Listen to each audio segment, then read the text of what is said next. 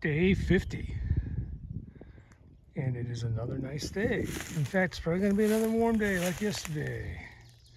You can just see the last lake that I passed after Watuga. But this is what I'm walking past. I slept in a nice little unofficial campsite last night.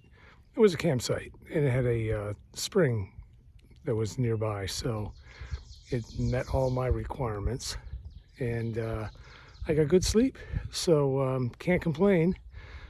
Let's see, so today should be interesting. Today was supposed to be an 11-mile day with 2,000 feet of climbing, but I can add another 3 miles to that, and I'm not sure how much climbing will be involved, to get to another unofficial campsite and shorten up my long leg headed into Damascus for tomorrow.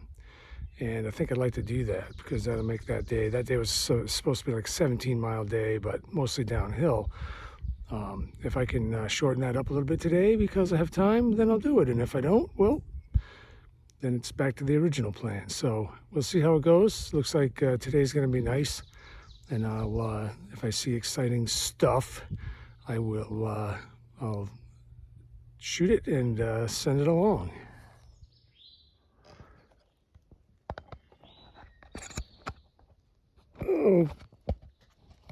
Okay.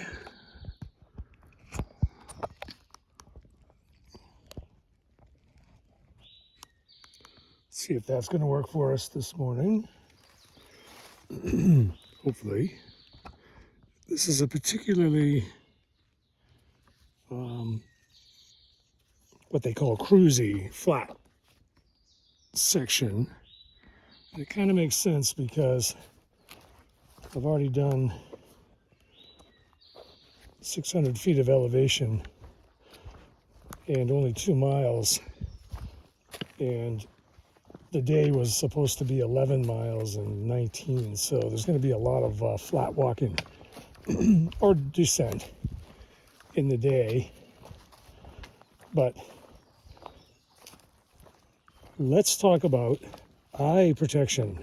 So I just started wearing these guys yesterday because it was such a warm day. I thought maybe I'd be more comfortable.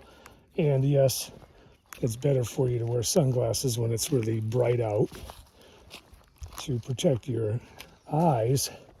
But what I didn't realize was I get up early. That much I realized, yes. But because I get up early, I get on the trail around 7 o'clock in the morning. I'm usually the first one out here. And there are spiders who work industriously, I'm guessing in the evening, to build spider webs across the trail. And the way they do it is they hang from a branch and they let the breeze blow them across the trail, and they attach themselves to something on the other side, and they're able to snag prey that way, apparently. But if you're the first one out on the trail, you're the one who knocks all those spider webs off, and ultimately, or inevitably, they end up in your face, in your eyes, in your nose, in your mouth. So when I put these sunglasses on, I realized that, and the ones that are most annoying are the ones that get you in the eyes, of course, because you got to sweep them out. And sometimes they come with spiders attached, so they're hanging from your face. They're little tiny things, but anyways, sunglasses or any kind of eye protection will prevent that from being a problem. Great. Second thing I realized is that depending upon what altitude I'm hiking at, there will be small swarms of the little, I don't know, no-see-ums or midgies, or they're some cousin of the black fly, but they're not as vicious as the ones in Maine.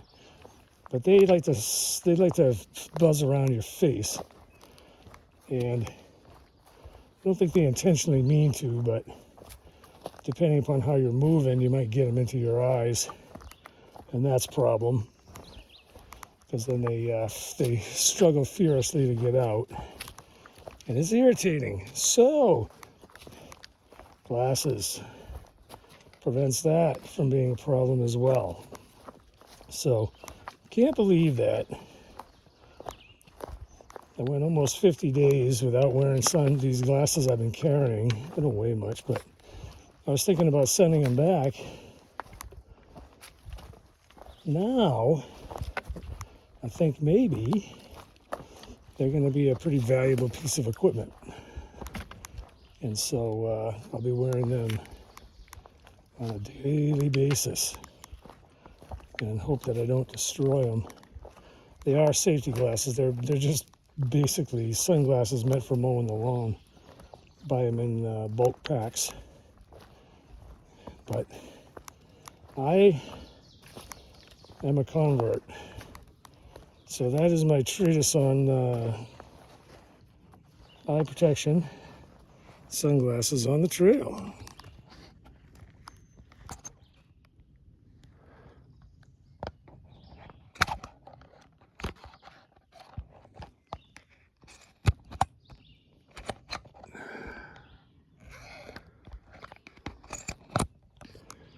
Well, I just did an entire clip on sunglasses, and I didn't have the video turned on, or else I turned it off when I put it in the mount. That happens, and I can't tell if it's running.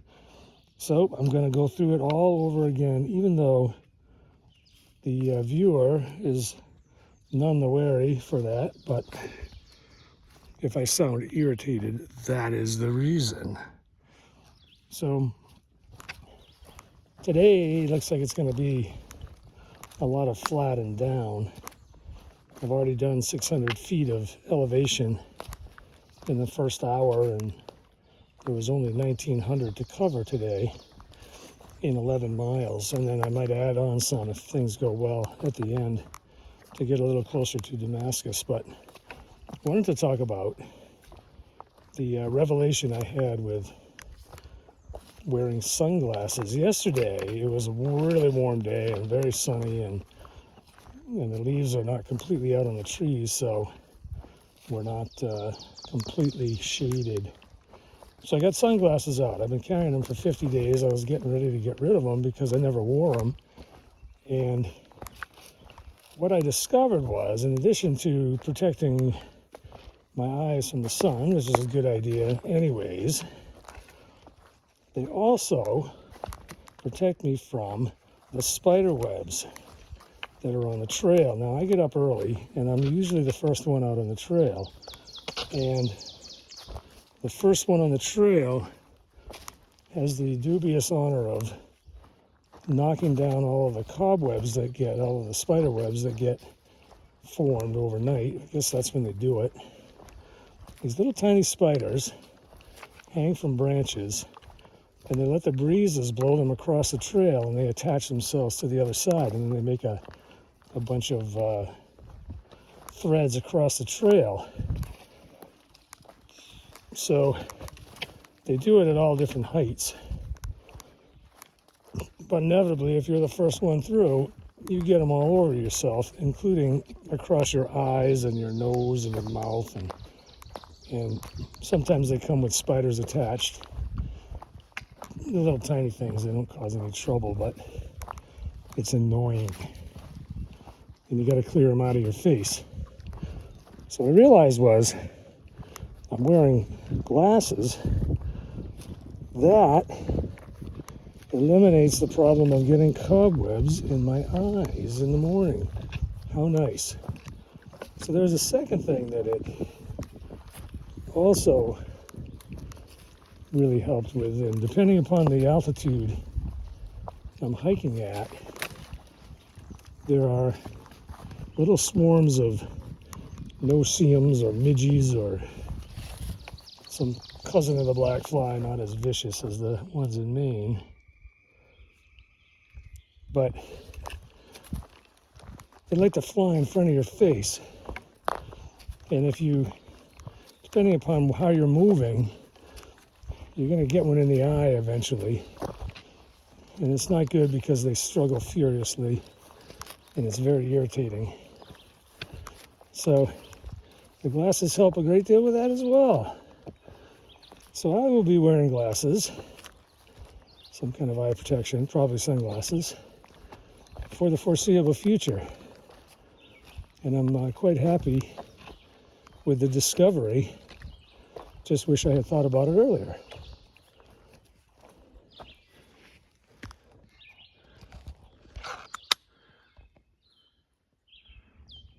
Here's one of the more photographed icons on the Appalachian Trail, the barn with the AT symbol, and I'm going to walk right by it in a minute. But I just got some trail magic from Just Joe and had some excellent conversation with him. He's a native of this area, and he is a really interesting guy. Told me the story about a grave marker that was couple miles to the south of here, one of his distant relatives who was a hermit, and on the grave it said, lived alone, suffered alone, died alone. And he told me the story about how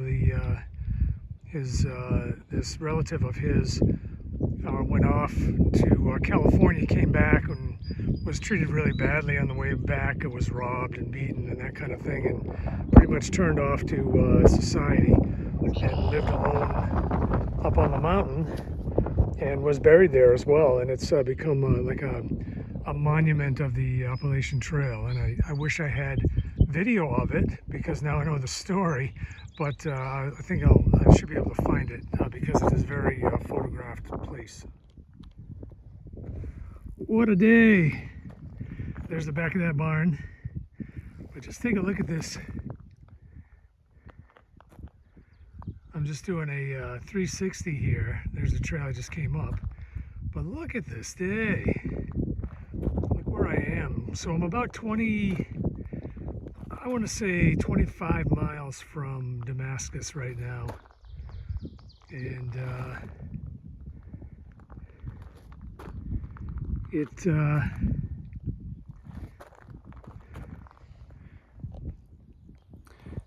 and maybe it's just because I'm I think that this is true, but it feels like we're more populous, closer to population. People are really into the trail here for sure. I know Damascus is big trail town, but it feels like big support from the locals as well as the trail community. So, gonna be interesting to see what Damascus looks like, and I got to keep going in order to get there.